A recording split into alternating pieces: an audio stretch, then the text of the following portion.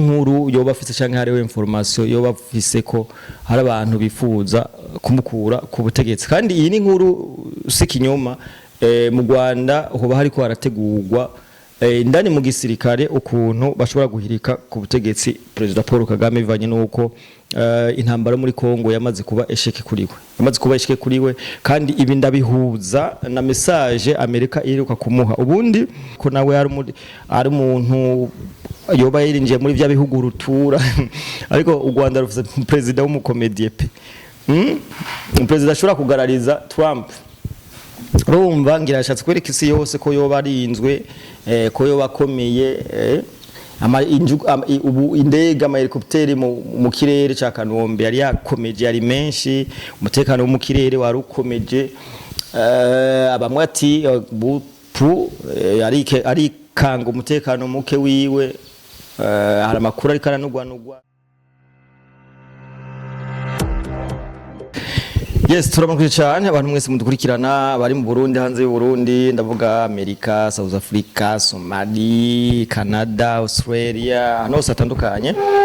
Abaye mwana musena mwiriwe biravana aho muherereye hose tubabwira ko tubakunda cyane so twagarutse kandi so je ngomba ndabantu makuru nitwa John Mabu cyangwa ya promoter amazina yose ndayitabo yanyise so reka twifuze ko tubipfurize kumererwa neza tubipfurize kugira umunsi mwiza turi kugenekerezo rya 13 ukwezi no kwa mbere mu bihumbi 2026 tuje ngaho kugira ngo tuvugane ikintu kimwe cyane inkuru itarakoza amaguru hasi nibaza ko ino nkuru ari inkuru mu nkuru mpona ndabashikiza zinjoye cyane parce que hariho ibintu usanga bitwengeje mu buzima ego ariko imbere yuko ndabaye no nkuru reka nongenda bashimire cyane ndababwire ko byimva mutima ko muri abantu bagaciro uwo tarakora sabone cyangwa subscribe no bandanye bikora kugira ngo mu dutera intege kugira tugume tugira umuryango wagutse kuri urubuga kugira ngo tugume tubashikiriza na bujya ko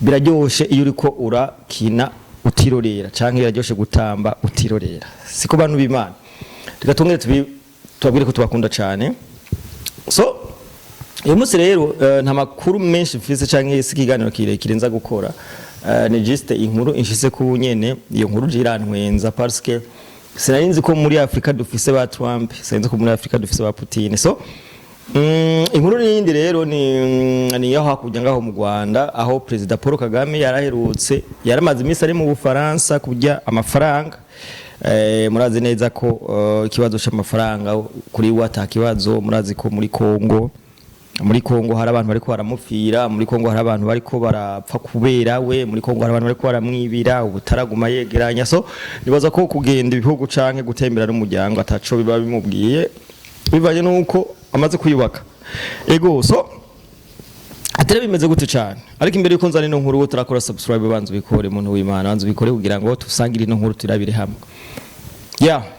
mu Rwanda rero hariko haraba ibintu no vyita ko hariko haranugwanugwa ikintu bitwa coup d'etat hariko haranugwanugwa ikintu bitwa coup d'etat muri RDF inkotanyi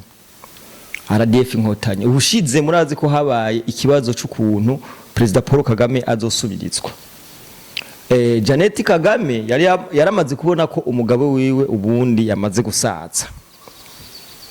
gusaza ati kuki hari ikintu cigeze kuba mu Rwanda cyitwa United Club muravyibuka aho President Paul Kagame yavuze n'ibintu bidakenewe kugeza naho iyo video bayifuta kuri za Twitter canke ku mbuga za RDF bivanye nuko babona ko ari ibintu vyakozwe bitizwe ko nijya mu President Paul Kagame yashikirije aho yavuze nti ariko aravuga abantu bazomusubirira yaravuze abana biwe yaravuga abanse kuja mu gisirikare avuga wamugararije aravuga iki abantu bazomusubiriza aravuga bazomusubirira aho yavuze ko aravuze abazomusubirira avuga ko adategekanya ko abana biwe bamusubirira sivyo ati nibashaka kumusubirira bazobikora kuko naje nta bantu myejari ibintu nk'ivyo mwarabibonye ni ibintu byarenganye ariko umugore wiwe Janet Kagame yabonye ati jewe uyu mugabo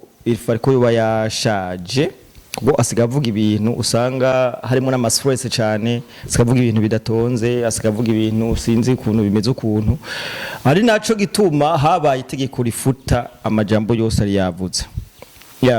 Rero hari hamaze imisi ariko haranugwanugwa bivanye nuko uko tumvikana, murazi ko hagati muri RDF Inkotanyi hari kudahuza bivanye n'ingingo Kagame agenda afata, aho bamwe badatahura intambara iri muri Kongo. Yatanguye avuga, muravyibuka, yatanguye avuga ko intambara iri muri Kongo ari kugenda kurondera abakoze genocide mu Rwanda, FDLR, aravuga ko agiye kubohoza abanyamurenge bari mu bwoko bw'abatutsi bageramiwe na leta ya Kinshasa, aravuga ibintu. Ubu naho yatangwe kuvuga ko Kongo yarenze uburimbi, ari muri Kongo gufasha. Umva ni ibintu nyene badatahura, ubona ko ari ibintu nyene byo kwivuguruza cyangwa ari ibintu by'amanyanga, ariko isi yoba yaramaze kumuhinyura. Rero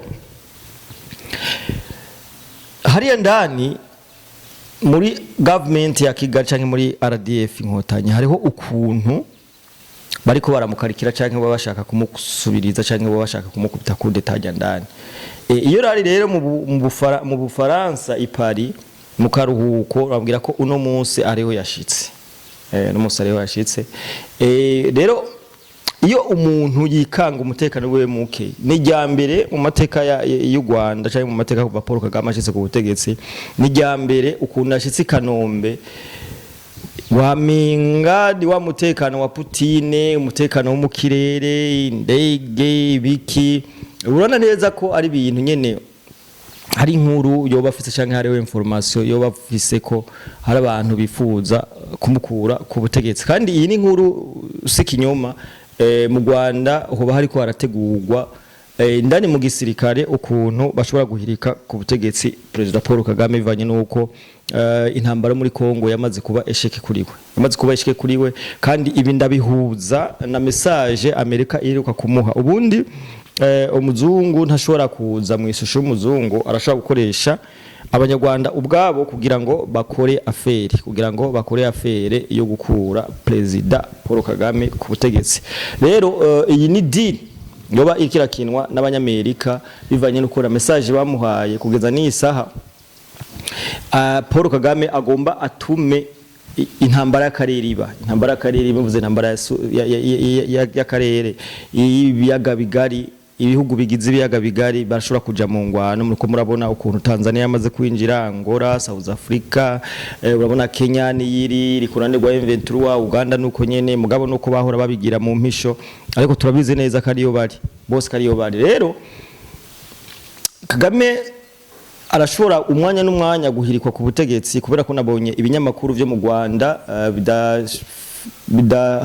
bidashigikiye President Paul Kagame ubwabo biko birandika ino nkuru bavuga yuko President Paul Kagame umwanya n'umwanya ashobora guhirikwa ku butegetsi bivanye nuko batari ko barahuriza hamwe ukuntu uburongozi ciwe bwiwe canke bonne gouvernance yiwe yoba ikirakora mu gihugu c'u Rwanda. Iyi ni nkuru tukirindiriye, ariko bivanye na resultat mbi yagize mu gihugu ca Kongo ntibishobora kwijana kubera ko byaramaze kugaragara neza ko ino ntambara yamaze kuba ikibazo gikomeye kwisi yose, aho byahaswe no gushira mu kaga President guverinoma canke leta ya Trump ku mugaragaro yaramwigaramye. Ubunya igihari nuko ari ku nguvu, kuneza, ku nguvu caye ku nabi n'ugukura yo President Kagame hariya mu gihugu ca Kongo.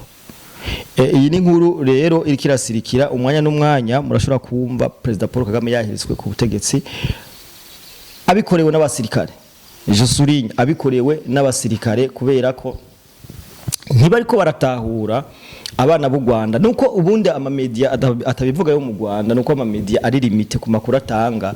My friend, mu Rwanda hariko harahambwa abana b'u Rwanda benshi cyane, n'ugerageje kubivuga cyangwa ugerageje kumena secret acaherera mu gasho, acafungwa. Akaroro n'ubufani yaramaze iminsi n'umukobwa aturuka mu Minembwe yariya yagerageje kuvuga ijambo aho AFC M23 ikura imfashanyo. Murazi neza ko hariho association yarungitswe na Kagame yaba diaspora ariyo itanga amafaranga kugira ngo M23 ibandanye urugamba. Abo nabo naba Nyamurenge barungitse n'u Rwanda baba mu Rwanda. Ivyo birazwi. Reka turindire iyi ni nkuru ishobora kubayo canke ntibeyo bivanye nuko igisirikare cy'u Rwanda gishobora kuvyitwaramo. Ariko umwanya n'umwanya murashobora kumva President Paul Kagame yahirizwe ku butegetsi kubera ko yakoze amayeri menshi, yakoze amanyanga menshi, yakoze igihe kirekire yisha abana. Burya my friend amarasa arakurikirana kandi ntuzokora ikibi ngo wibaze ko kizokwijana nubwo hohera imyaka 70 ibi byaha biriko birakorerwa muri Kongo. Aba bantu bariko baraturatuza, aba bantu bariko baricwa bazira itunga ryabo, bicwa ku butaka bwabo. Ntimugire ngo bizijana, ntibishobora kwijana kubera ko icaha nticigera gifudika, icaha nticigera kizimangana. N'amakuru ndababwiye ico nababwira nuko umutekano ikanombe wari wakomejwe. Abamwe bakavuga ati mbega yoba ari karere ka Trump ko nawe ari umuntu yoba yirinjiye muri vya bihugu rutura ariko u Rwanda rufite president w'umukomedie pe president ashobora kugarariza Trump. Rumva ngira yashatse kwereka isi yose ko yoba arinzwe, ko yoba akomeye. Ubu indege amahelikopteri mu kirere ca Kanombe yari yakomeje, yari menshi, umutekano wo mu kirere wari ukomeje. Abamwe ati bupu ari kanga umutekano muke wiwe. Hari amakuru ariko aranugwanugwa. Kayumba Nyamwasa vuba ahekwa kuvuga ijambo.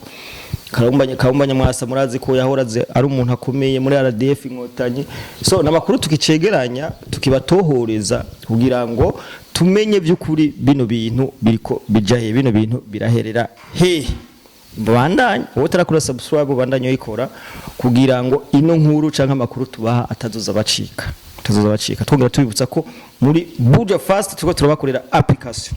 Buja Fast ari irogo tuko turabakorera application muzoza murakoresha mushaka kugira order y'ibintu byose. Turabakunda cyane.